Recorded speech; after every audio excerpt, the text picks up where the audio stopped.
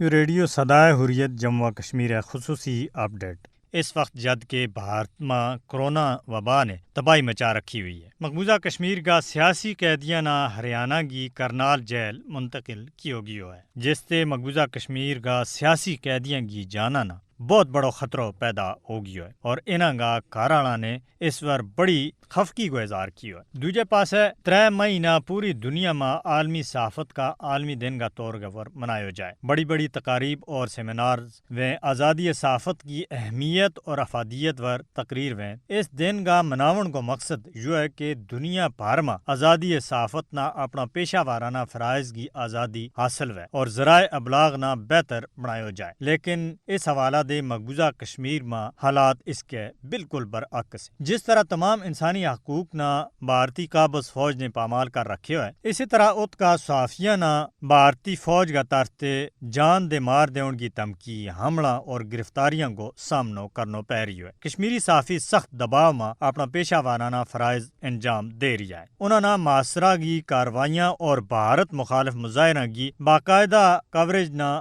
روکیو جا رہی ہے اور اپنی اطاعت کرن پر مجبور کیو جا رہی ہے۔ پیرس میں قائم صحافیوں کی تنظیم ورلڈ پریس انڈیکس 2021 کی اپنی رپورٹ میں بھارت نہ صحافیوں کے واسطے خطرناک ترین ممالک کی فہرست میں شامل کرنے کی سفارش کی ہے۔ بھارت 186 ممالک کی درجہ بندی میں 142واں نمبر پر رکھو گیا ہے۔ بھارت آزادی صحافت کا اصولہ نہ بری طرح پامال کر رہی ہے۔ جموں کشمیر دے شائع ہونے والا اخباراں ور اشتہارات دیون پر بھی پابندی ہے۔ سیاسی ماہرین اور تجزیہ کاراں کو کہنا ہے کہ بھارتی فوج کا ترتے صحافیوں پر نئی پابندیوں کو مقصد مقبوضہ جموں کشمیر کی زمینی حقائق کا بارہ میں بیرونی دنیا نہ باخبر کرن دے روکنا ہے، جڑو مقبوضہ کشمیر میں اظہار رائے کی آزادی نہ دباؤ کو قابض بھارتی حکومت کا سخت اقدامات کو حصہ ہے۔ بھارت مقبوضہ کشمیر میں بھارتی فوجیاں کا طرف تے بڑا پیمانہ پر جاری انسانی حقوق کی سنگین پامالیاں نہ چھپاؤن کے واسطے یہ اقدام کر رہی ہے۔ پچھلے سال مئی میں میڈیا پالیسی مقبوضہ کشمیر میں معلومات نہ آزادانہ طور روکن کے واسطے اقدامات کو ہی تسلسل ہے، لہذا عالمی دنیا نہ مقبوضہ کشمیر میں میڈیا پر بھارت کا طرف تے لایا گیا قدغن اور پابندیاں کو نوٹس لینا چاہیے۔ خصوصی اپڈیٹ ختم ہوئی۔